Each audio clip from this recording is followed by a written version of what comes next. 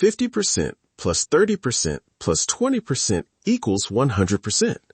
So why can a VA decision show a combined rating that is much lower than 100?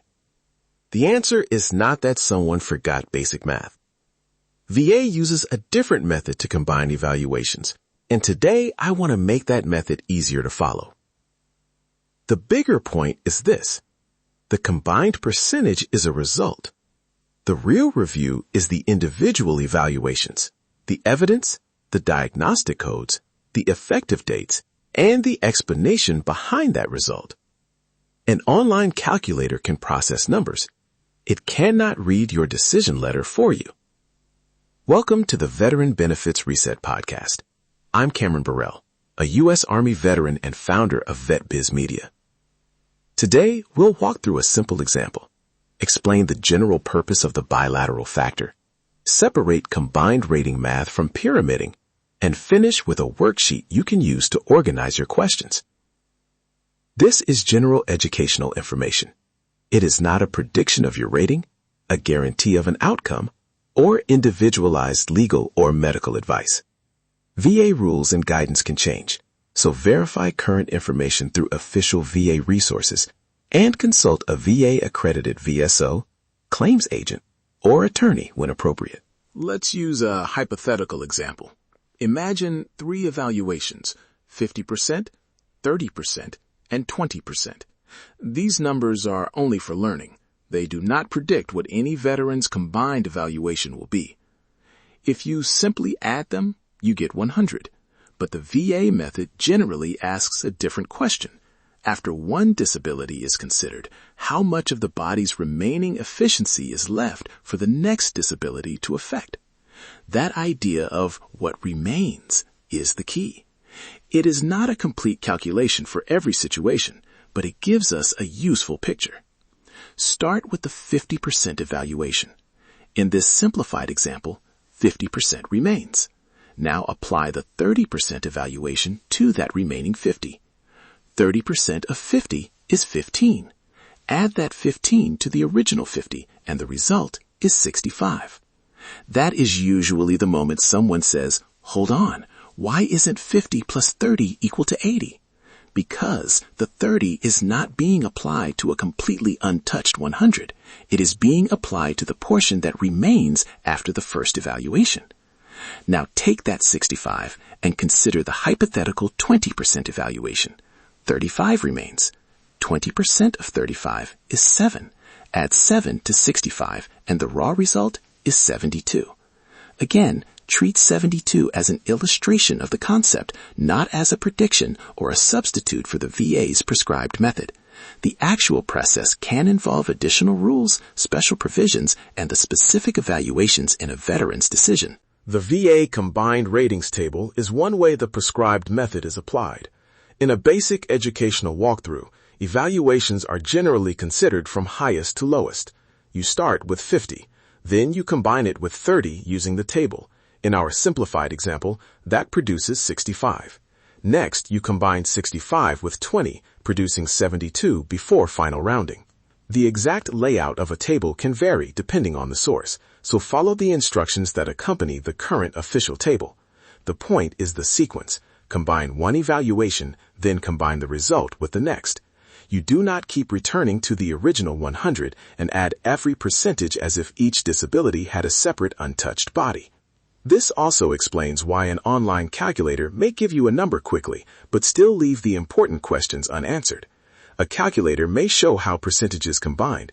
It cannot determine whether the individual evaluations are supported by the evidence, whether the appropriate diagnostic code was used, whether a special rule applies, or whether the decision explained its reasoning. So if your number looks unexpected, do not begin and end with the calculator. First ask whether the individual evaluations are correct and whether the decision accurately describes the evidence. The number is not the whole claim. The decision behind the number is what needs to be understood. There is also an important rounding issue.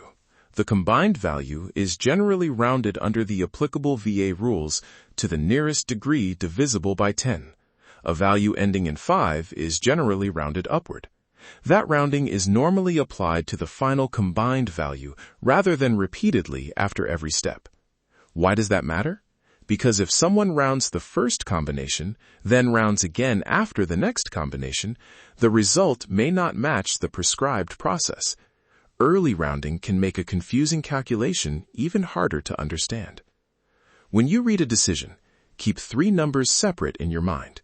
First, there are the individual evaluations for particular disabilities. Second, there is the combined evaluation. Third, there may be other benefits or questions that do not get answered simply by looking at the combined percentage. For example, a 0% evaluation should not automatically be treated as meaningless.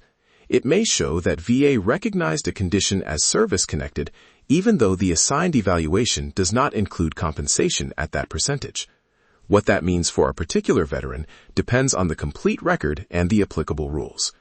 That is why a lower combined number does not automatically tell you whether the decision is correct or incorrect. You have to look underneath it. Now let's look at the bilateral factor, because this is where many online explanations become too simple.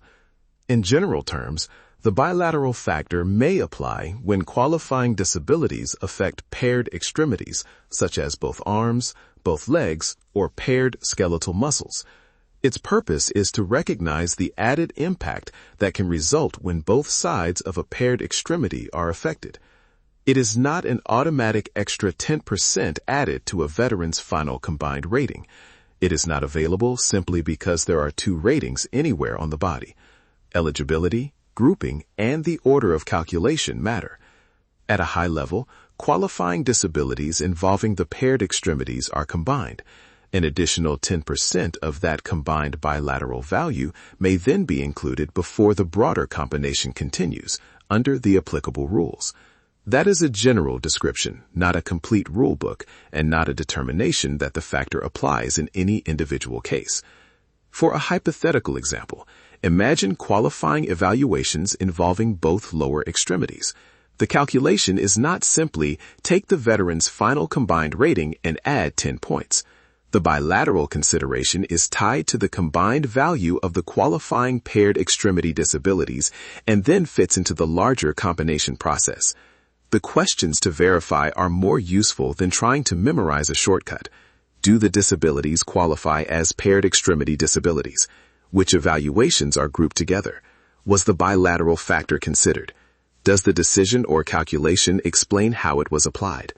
Those are good questions to bring to current official VA guidance or to a VA-accredited representative.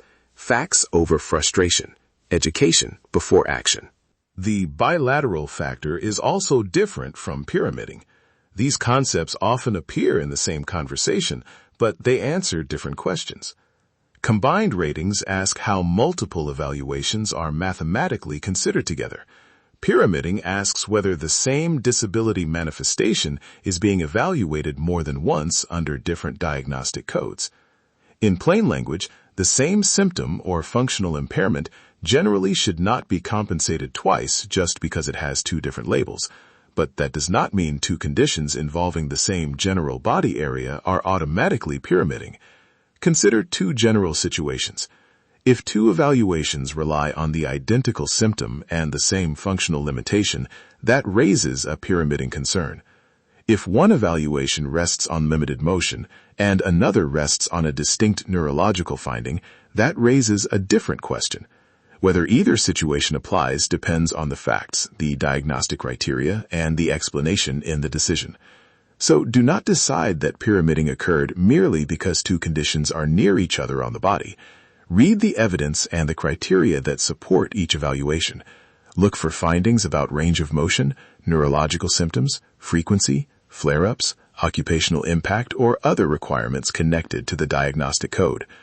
A diagnostic code is not just a number beside a condition. It connects the evaluation to specific criteria. If the decision seems to overlook evidence or uses language you cannot follow, mark the passage and write down the question. Do not rely only on a confident-sounding social media comment. Here is a simple way to review a decision without getting lost in the math. Take one decision letter and create 3 categories: numbers, dates and codes, and unanswered questions. Under numbers, write the name of each condition and the individual evaluation percentage. Do not begin with the combined percentage. Start with the entries that make up the result. Under Dates and Codes, record the effective dates shown for each evaluation and the diagnostic code, if one is listed. Then note the general body system or area involved. It might be musculoskeletal, neurological, respiratory, digestive, mental health, or another category described in the decision. Under Evidence, make a short note about what the decision relied on. That could be a VA examination, service treatment records, a private medical record, a hearing test, range of motion findings, or another piece of evidence. You do not need to write your entire medical history on this worksheet. You are creating a map of what the decision says. Then add your questions. Keep them focused. Which evaluations were combined first? Was a bilateral factor considered? What diagnostic criteria support each percentage? Does the explanation address the evidence submitted? Are the effective dates clear? You do not need to answer every question before asking for help. The purpose is to arrive organized, so a VA-accredited VSO, claims agent, or attorney can understand what you are looking at and explain the available options in light of your circumstances. Let me add one more organizational habit. Keep the decision letter, rating information, examination notices, relevant service records, medical records, and correspondence together in a logical order. Use dates and file names if you are storing documents digitally. Keep a short timeline. And protect your personal information. Do not post full decision letters, medical records, claim numbers, addresses, or other sensitive documents publicly just because someone online offers a quick answer. If the combined percentage looks unexpected, separate the possible problems. Is the concern the arithmetic? Is an individual disability assigned an evaluation you do not understand? Does an effective date appear unclear?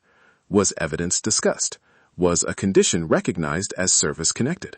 Those are different questions, and they may require different kinds of review. That separation can keep one surprising number from hiding a more important issue. A calculator may tell you that the percentages combine a certain way. It cannot tell you whether the underlying entries, evidence, or reasoning deserve another look. This is where preparation matters.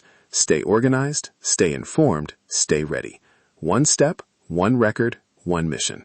So, what should you remember? First, VA disability evaluations generally do not add like regular math.